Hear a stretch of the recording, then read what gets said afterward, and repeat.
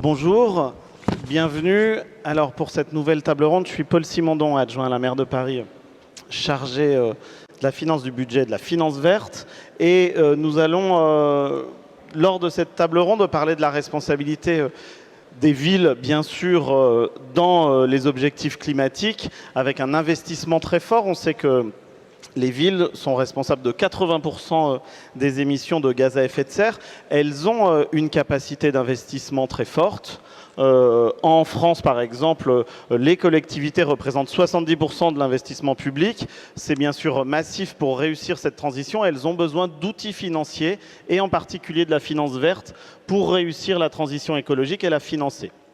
Nous aurons d'abord 3 témoignages de villes sur les initiatives qu'elles prennent pour financer leurs investissements avec des villes très différentes et des initiatives très différentes. Oslo, Bogota, La Rochelle, puis avec Jean-Laurent Bonafé, un éclairage, un témoignage et aussi un avis d'un expert du secteur bancaire, d'un grand observateur qui nous dira comment il voit ces nouveaux outils et comment les villes s'en saisissent. Je vous propose de commencer d'abord par le témoignage du maire d'Oslo, Raymond Johansson, qui est maire depuis 2015. Thank you for inviting me. Merci beaucoup de m'avoir invité. C'est un honneur d'être ici aujourd'hui pour célébrer l'accord de Paris. Le secrétaire général de la Convention pour le climat, Madame Patricia Espinosa, a dit que la lutte contre le changement climatique serait remportée ou perdue dans les villes. Et je sais que nous pouvons gagner. Et moi aussi, je suis d'accord. Dans ma brève présentation, je vais vous parler des efforts entrepris à Oslo pour devenir une ville zéro émission d'ici à 2030. Alors, brièvement, nous devons nous débarrasser des énergies fossiles et passer aux solutions climatiques dans tout ce que nous faisons. Pour devenir zéro émission, il faut entreprendre des investissements majeurs. Et pour cette raison, nous devons influencer les décisions financières. Nous devons avoir une influence sur les marchés et sur les investisseurs afin qu'ils prennent les bonnes décisions et que ce soit moins rentable de provoquer des émissions et que ce soit plus rentable d'être neutre en émissions. Alors, dans les villes, on a beaucoup de pouvoir, on est de gros acheteurs et on peut aussi promouvoir les solutions zéro émission. À l'instar des autres villes, la ville d'Oslo construit des écoles, des maternelles, des installations sportives, etc. Nous achetons du matériel de bureau, des équipements et différents services. À Oslo, nous avons mis en place des critères climatiques pour ce que nous achetons. Et dans les appels d'offres, il faut que les propositions soient bonnes pour l'environnement. La pondération est de 30% pour ces aspects environnementaux. Depuis 2018, nous avons décidé qu'il faudrait construire sans énergie fossile. Et il y a des récompenses qui sont attribuées en ce sens. Nous avons par exemple un nouveau marché pour des équipements de construction électrique. Et d'ici à 2025, il faudra que les travaux de bâtiments soient zéro émission dans Oslo. Et nous serons plus forts si les gens se joignent à nous. Nous avons travaillé avec d'autres villes du C40 afin d'augmenter le rôle du marché du bâtiment et de la construction verte.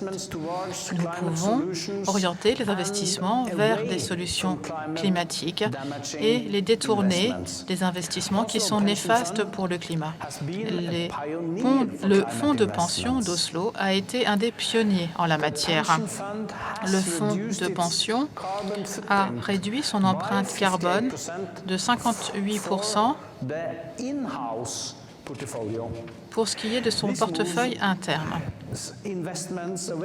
Donc cela détourne les investissements des secteurs qui sont fortement émetteurs, les oriente vers des secteurs plus durables sur le plan climatique. Et le fonds de pension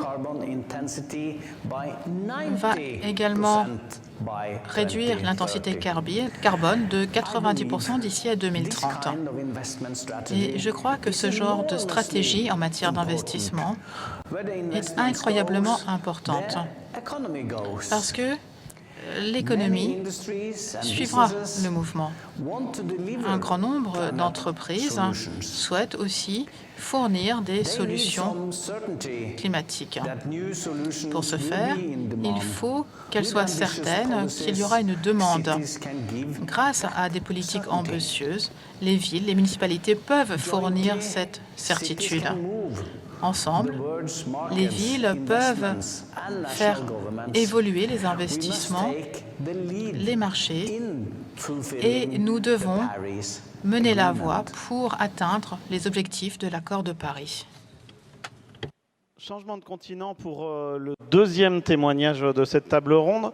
Claudia Lopez est maire de Bogota depuis un tout petit peu moins d'un an et elle nous explique les efforts faits pour investir sur un système de transport plus vert. Merci infiniment, Hidalgo, d'avoir organisé ce forum. Merci de cette discussion. La crise de l'environnement est une réalité. Nous, à Bogota, nous nous sommes associés avec 5 autres gouverneurs de notre pays. Nous avons déclaré ouverte la crise du climat. C'était en février dernier. Nous avons décidé d'organiser une série de réunions et de prendre des engagements pour atténuer l'impact sur l'environnement de nos villes en proie à cette crise du bouleversement climatique. Nous sommes penchés sur nos archives et nous avons vu que pour la première fois de notre histoire à Bogota, c'était la première fois vraiment que nous nous engagions à réduire les émissions et à améliorer la qualité de l'air de notre ville. Je vous donne un exemple. Nous avons décidé de réduire d'au moins 10% pour les 3 prochaines années le niveau de particules que nous libérons dans notre atmosphère. Nous avons décidé de réduire de 15% les émissions de notre système de transport public d'ici à 2024 et de 50% d'ici à 2030. Et nous avons également des ambitions nationales pour parvenir à nos objectifs en matière de pollution de l'air, en matière de qualité de l'air, en matière de réduction des émissions. Il faut que nous nous dotions de politiques très précises et de programmes très précis. Un exemple, Bogota est connue dans le monde entier pour la capitale en explosion pour le nombre de vélos. Nous avons 550 kilomètres de pistes cyclables dans notre ville et nous allons augmenter, étendre ce réseau et nous allons procéder à l'entretien régulier de ces 550 km et l'étendre en y rajoutant 226 km de plus. Cette infrastructure pour les cyclistes est inégalée. Nous avons aussi décidé de nous engager à bâtir un plan ambitieux d'occupation des sols fondé sur le principe selon lequel nous serons une ville à 30 minutes. Nous aurons des couloirs verts, des quartiers verts. Nous allons distribuer l'espace public de manière à ce que la voiture n'ait plus droit de cité absolu et que l'on puisse déambuler tranquillement, à pied ou à vélo. Et la quantité et la qualité de l'espace allouée aux vélos et aux piétons sera bien supérieure à ce qu'elle a pu être par le passé. Nous aurons à terme un réseau de transport public entièrement électrique. Nous allons étendre notre réseau de transport souterrain. Nous allons relier ce réseau au réseau ferroviaire interville et nous sommes engagés résolument pour les 4 prochaines années à parvenir à 70% de notre objectif de zéro émission pour le transport public. Autre ambition, nous avons pour mission d'inviter et encourager nos citoyens à se procurer un véhicule électrique. Ceux qui ne peuvent pas ou ne veulent pas se mettre au vélo ou au transport public seront encouragés à acheter un véhicule électrique. Je suis persuadée que nos enfants et leurs enfants sont appelés à nous enseigner comment nous comporter de manière responsable lorsqu'il s'agit de l'environnement, nous comporter en adultes responsables. Cela, nous allons l'apprendre de nos enfants et de nos petits-enfants. Nous travaillons la main dans la main avec les responsables de l'enseignement pour parvenir à une sensibilisation générale de la population. Nous voulons que la population adulte de Bogota suspende ses activités pour écouter enfin la jeunesse qui attend à nous apprendre en la matière. Toutes ces mesures de sensibilisation, des mesures budgétaires, des mesures en matière de transport durable et de mobilité durable, toutes ces mesures vont nous permettre d'atteindre des objectifs très précis, très ambitieux, mais nous sommes optimistes.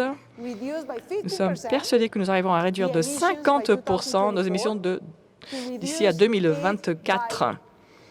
Nous parviendrons, je le dis bien, à une réduction de 50% en ce laps de temps. Et aux côtés d'autres villes du monde, nous serons en 2050 neutres en carbone. Voilà quelques exemples d'initiatives que nous avons prises récemment. Nous avons beaucoup à apprendre à votre contact. Nous savons que vous pouvez nous inspirer.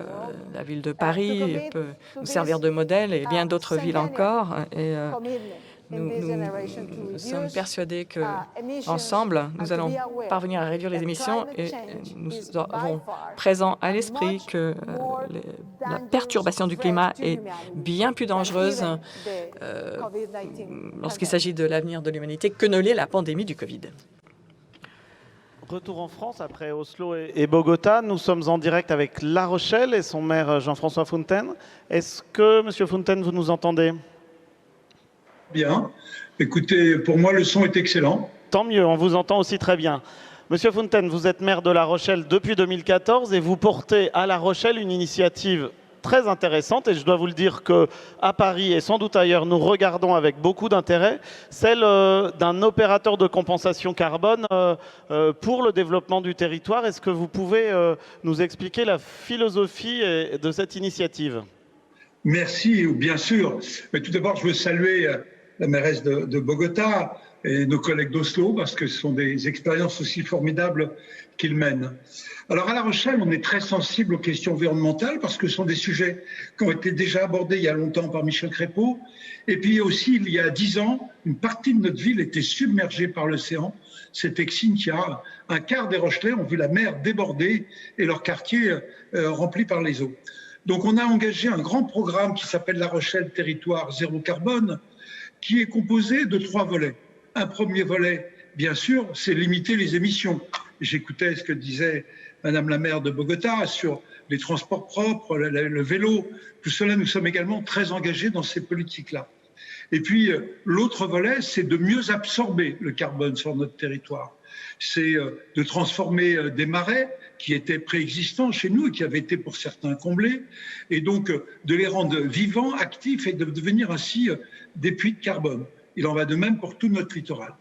Et une fois qu'on a beaucoup travaillé sur les émissions, travaillé sur l'absorption, eh bien, il y a un solde qu'on essaye de réguler à travers un outil qu'on appelle la coopérative carbone. L'idée derrière tout cela, c'est de dire qu'on doit avoir un outil qui remplit 2 missions. La première des missions, c'est du conseil. Quelqu'un vient nous voir en disant « je participe à ce grand projet de réduire les carbones, j'ai besoin de conseils, j'ai besoin de matière grise ». Cette coopérative carbone pourra travailler pour faire des évaluations, pour labelliser et pour guider les entreprises, les associations, les particuliers sur le chemin de l'équilibre carbone. Et puis, il y a aussi une dimension financière. Un certain nombre d'entreprises sont parfois dans des métiers sur lesquels il leur est difficile de réduire leurs propres émissions. Et donc, elles peuvent financer à travers cette coopérative carbone des projets d'autres entreprises disant « dans mon métier, la réduction est complexe, dans d'autres métiers, elle est possible, mais il y a un manque de financement, j'apporte des financements ». Alors, la grande différence par rapport à d'autres mécanismes, c'est que sur une base volontaire. On n'est pas là aujourd'hui adossé à des obligations légales, même si je pense que dans quelques temps, elles viendront. Mais là, on est sur une base de volontariat. Je veux réduire mes émissions, eh bien, je finance les projets portés par d'autres acteurs. Alors, pour construire cette coopérative, on a construit une SKIC, entre guillemets, une coopérative, donc, où le droit de vote ne dépend pas des capitaux apportés. On a rassemblé des acteurs privés et publics, notre agglomération, bien sûr, notre ville, mais aussi une grande banque rurale, mais aussi notre grand port maritime, et puis des entreprises qui ont dit « nous mettons de l'argent pour que cet outil soit doté de fonds propres suffisants ». Merci beaucoup pour ce témoignage et je vous assure qu'on reste en contact parce que Paris est très intéressé par cette initiative. Et on est très intéressé par la présence de Paris à nos côtés. J'imagine. À bientôt. Merci. Jean-Laurent Bonnafé, vous êtes administrateur directeur général de BNP Paribas. Vous avez vu 3 témoignages, 3 volontés de réussir la transition écologique sur des territoires très différents et 3 initiatives pour utiliser les outils financiers qu'ils permettent. Quelle vision avez-vous du rôle des villes et de leur capacité à utiliser ce qu'on appelle la finance verte pour réussir leurs investissements? Écoutez, en 2 mots, BNP Paribas, qui est la banque que je représente ici, comme son nom l'indique, Banque nationale de Paris, Banque de Paris et des Pays-Bas, est née 2 fois à Paris. Et de façon générale, nous sommes très présents dans les agglomérations en France, partout en Europe et un peu partout dans le monde. Et évidemment, nous suivons avec la plus grande attention ce qui se passe dans ces agglomérations, puisque comme vous l'avez dit, c'est là où l'essentiel du sujet doit être traité. Alors depuis quelques années, en fait, depuis la COP, depuis l'accord de Paris, nous avons travaillé collectivement, certaines banques, certaines étaient plus avancées, d'autres ont suivi, se sont agrégées, d'autres viendront prochainement à différents instruments. Le plus simple, c'était les politiques d'exclusion. Il y a des secteurs, il y a des technologies auxquelles il faut renoncer, parfois immédiatement, parfois un horizon court, parfois un horizon plus moyen terme. Mais ça sont les politiques d'exclusion. Je ne dis pas que c'est le plus simple, mais c'est ce qui s'impose et ce qui est en train de devenir un peu partout. On peut citer notamment le charbon, dont on sait que la plupart des grandes banques, en tout cas européennes, à l'horizon 2030, arrêteront le financement en Europe et dans tous les pays d'OCDE et dans le monde probablement d'ici 2040. Donc les politiques d'exclusion qui est un peu un point de départ. Mais surtout, la grande question, c'est le financement de la transition. Que veut dire la transition? Comment on la finance? La transition, ça veut dire trouver de nouveaux services, de nouvelles technologies, de nouvelles façons de faire. Et je dois dire que les 3 témoignages donnent des angles très différents qui montrent d'ailleurs qu'on est probablement au début de l'innovation. D'autres idées viendront et d'autres innovations suivront. Et bien sûr, le monde de la banque, des marchés de capitaux, de la finance, comme on dit globalement, doivent trouver les bonnes solutions pour mettre en face de ces projets les bonnes approches à un coût qui soit le plus compétitif possible. Pour le faire, il y a une grande variété d'instruments d'ores et déjà disponibles. Celui qui est le plus connu, le plus massif, le plus ample, ce sont les green bonds, les obligations vertes. C'est déjà 700 milliards d'euros d'émissions depuis l'origine. En quelques années, 700 milliards, c'est considérable. Les banques françaises sont parmi les leaders. BNP Paribas Crédit Agricole font de la place de Paris le leader mondial des green bonds, donc c'est quand même sympathique. Mais la question n'est pas d'être le premier à Paris. La question, c'est que tout ceci se propage. Ça permet de financer, je dirais, les infrastructures les plus longues qui demandent les durations les plus éloignés, qui demandent les capitaux les plus importants et qui demandent aussi des métriques bien maîtrisées. D'ailleurs, de façon générale, l'un des devoirs les plus importants de l'industrie bancaire et de la finance en général, c'est un devoir de transparence, la mise au point de métriques qui permettent réellement de rendre compte et d'être examiné de l'extérieur sur cette question fondamentale qui est est-ce que oui ou non nous remplissons nos objectifs. Et dans ce domaine aussi, des progrès importants sont faits puisque depuis quelques années, nous-mêmes et d'autres banques en Europe développons une méthodologie qui s'appelle PACTA, PA correspondant à Paris Agreement. Cette méthodologie est en train d'être finalisée, elle sera probablement adoptée au-delà de l'Europe par les banques britanniques, américaines et je dirais dans l'ensemble du monde. Et elle permettra petit à petit de s'assurer que les établissements non seulement prennent des engagements, mais délivrent ces engagements. Les green bonds, c'est un compartiment très important au titre de ces engagements. Puis après, il y a des modes de financement qui sont plus dans la proximité, qui peuvent intéresser la mobilité, le crédit à la consommation pour financer des automobiles pour les particuliers, des flottes de véhicules pour des collectivités locales ou pour des entreprises, l'immobilier. On sait que le parc de l'immobilier public, ça peut être des collèges, des lycées, des écoles, des hôpitaux, des municipalités, l'immobilier résidentiel, l'immobilier de bureau, tout ceci doit être revisité, doit faire l'objet de rénovation, d'adaptation. Tout ceci a un coût, ceci doit être financé. Et petit à petit, les instruments font que lorsqu'on a cet objectif de transition, alors le coût de l'argent est plus faible.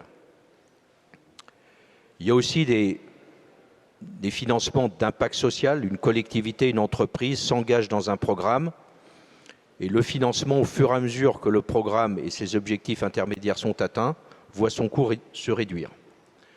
Donc en fait, en quelques années, parce que la demande a été exprimée par les États, les collectivités locales, les municipalités, les agglomérations, les citoyens en général, les entreprises, les fabricants de produits de financement que nous sommes, nous les banques, les marchés de capitaux, petit à petit, nous avons créé ces instruments qui doivent couvrir à peu près toutes les questions. Probablement, on n'a pas vu tous les sujets. Probablement, certains des instruments qui sont aujourd'hui en train d'être mis au point sont insuffisants, soit en volume, soit en duration, soit peut-être se révéleront trop onéreux. Mais ce qui est certain, c'est que ce sont des technologies qui ont bien démarré, qui sont vraiment bien nées et qui vont mûrir, qui vont atteindre, je pense, d'ici quelques années, une forme de vitesse de croisière et qui devrait permettre à un horizon de 30 ans, on parle d'une transition de long terme, c'est une génération 2050, 2045, qui devrait permettre de porter cet effort global en bon ordre et de façon efficace, puisque évidemment, tout ceci, c'est une quantité d'investissement, que c'est soit de l'argent privé, soit de l'argent public. On sait que l'argent n'est pas infini, même si de temps en temps, dans les crises, il faut savoir en mettre à disposition plus que d'habitude. Donc il faut que tout ceci soit fait de façon disciplinée. Et il y a forcément aussi, en face de ces instruments, la nécessité de bien en mesurer l'efficacité, ce qui renvoie aussi à la transparence des outils, la capacité à les mesurer et je dirais en prendre la bonne mesure de l'efficacité. Voilà, donc je suis assez optimiste à ce stade. 5 ans après le début de la COP, du vrai lancement en 2015 de cette transition, on découvre que l'innovation va bon train et que toutes les questions qui émergent petit à petit trouvent des réponses raisonnablement satisfaisantes, même si tout n'est pas terminé. Merci pour cet optimisme.